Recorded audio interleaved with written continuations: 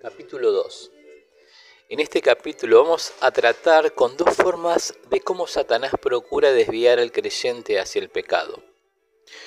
Una manera es haciéndolo sumamente atractivo y otra es persuadiendo a los creyentes de que sus pecados son muy pequeños y sin importancia.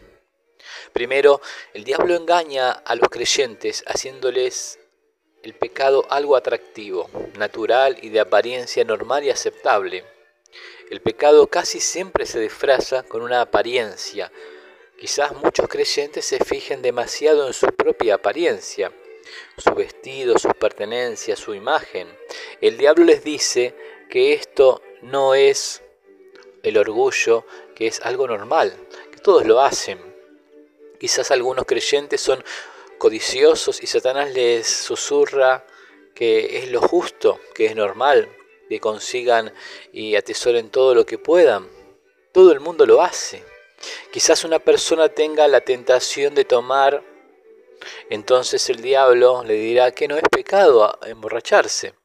Sencillamente le dirá que es una diversión sana, una forma de convivencia, de ser amistoso con los demás. Después les dirá que lo merecen y hará que el vicio aparezca sumamente atractivo, añadiéndole una posición social, un prestigio, mujeres, éxito, simpatía, etc.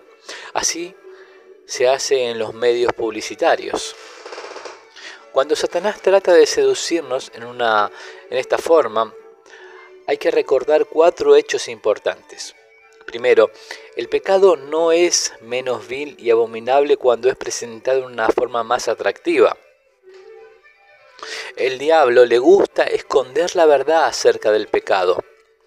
El Nuevo Testamento dice que el diablo puede aparecer como un ángel de luz, que el lobo puede disfrazarse con piel de oveja, pero Satanás y el pecado seguirán siendo Satanás y el pecado, no importa cómo se disfracen.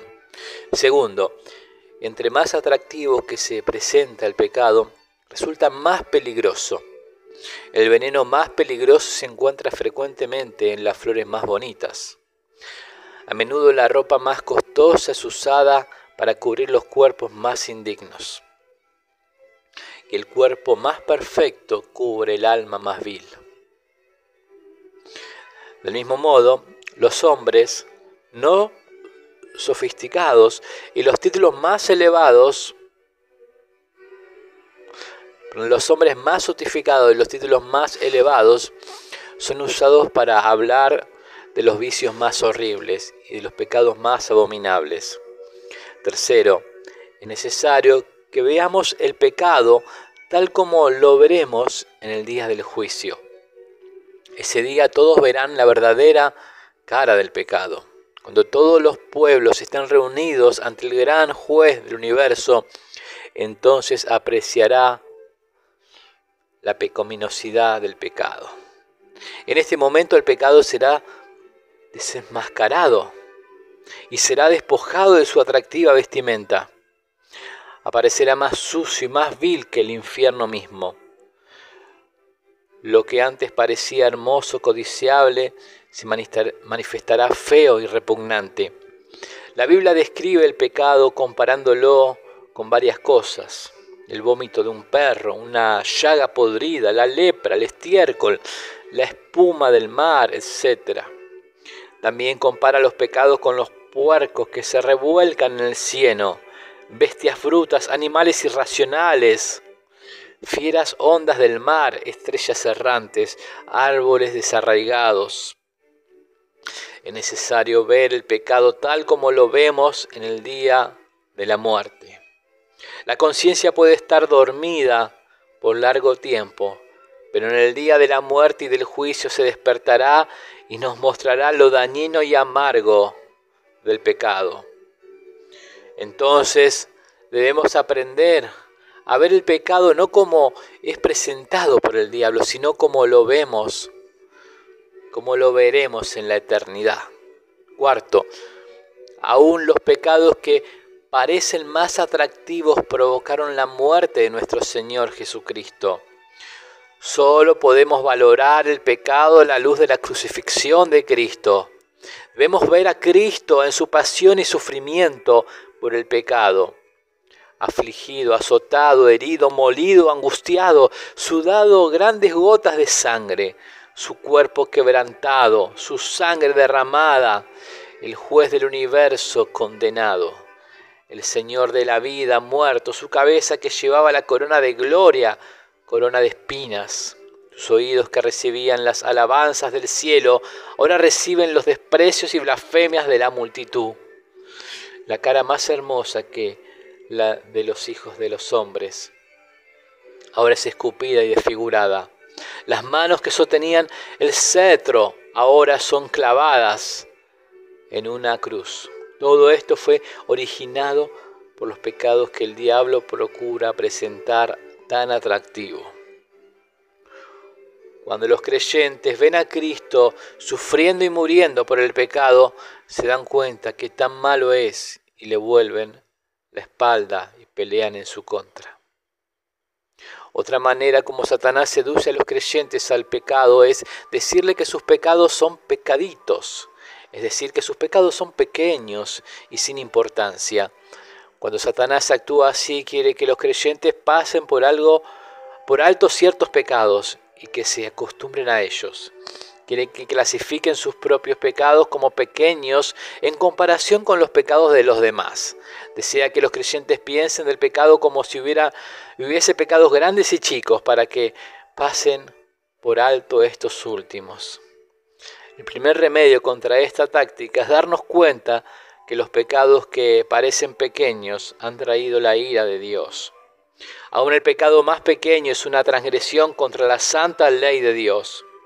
Los pecados que parecen pequeños son ofensas contra la gloria y la bondad de Dios. Un solo pecado arruinó a toda la raza humana. Por pecados que a los hombres parecen pequeños, Dios derramó el infierno sobre Sodoma y Gomorra.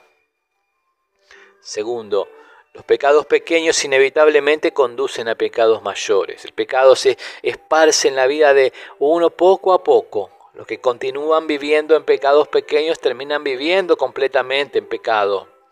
Cuando cometemos un solo pecado, nunca sabemos hasta qué punto nos llevará. El rey David comenzó deseando a Betsabé y terminó adulterando y asesinando a Urías Eteo, su marido. Los que comienzan con pecados pequeños no pueden detenerse y normalmente terminan en grandes pecados. Tercero, es algo triste alejarse de Dios debido a un pequeño pecado. Podemos decir que entre menos fuerte sea la tentación, más grande es el pecado. Los pecados más pequeños debieran ser los más fáciles de evitar. Cuando uno es tentado en una cosa pequeña y cede, demuestra qué tan malo es. Indica que uno prefiere gozar un poco del pecado que gozarse de Dios. Cuando nos disgustamos con un amigo acerca de una cosa pequeña, esto demuestra nuestra necedad y nuestra falta de humildad. Del mismo modo es necio y malo pecar contra Dios y alejarnos de Él por un pecado pequeño. Cuarto, frecuentemente hay un peligro enorme en el pecado más pequeño. Los pecados pequeños pueden influirnos por largos periodos de tiempo hasta que nos hacen mucho daño. Un hoyo pequeño en un barco permite el paso del agua hasta que finalmente lo hunde. Así un pecado pequeño puede afectarnos paulatinamente hasta arruinar nuestra vida. Quinto, a lo largo de la historia los creyentes han escogido sufrir los peores tormentos que participar de los pecados pequeños. Daniel y sus amigos pudieron haber pecado fácilmente, pero estuvieron dispuestos a sufrir. De igual forma, muchos creyentes han sufrido por negarse a participar de la idolatría, la mundanalidad, los errores doctrinales, etc. Finalmente, cuando Dios muestra a los hombres cuán poderoso es el pecado más pequeño, no podían mantenerse en pie ante la culpa del más pequeño de ellos. Los egipcios consideraban a la plaga de moscas como el dedo de Dios, y aunque eran unas criaturas pequeñas, se volvieron poderosas cuando fueron usadas por Dios para juicio. Entonces, cuando Dios les muestra a los creyentes el mal y el gran poder de los pecados pequeños, ya no pueden pensar ligeramente acerca de ellos.